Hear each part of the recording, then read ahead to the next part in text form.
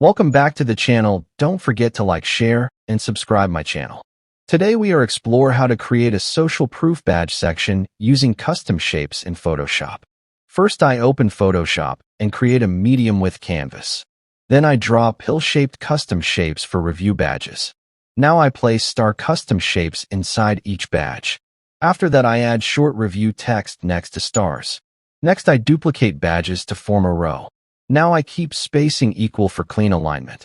Then I slightly change colors for variation. After that I add soft shadows under badges. Now the badges feel floating and visible. Then I zoom out to check clarity. After that I adjust font size for balance. Now trust signals are clear. Finally I polish shape edges. This section now boosts credibility visually.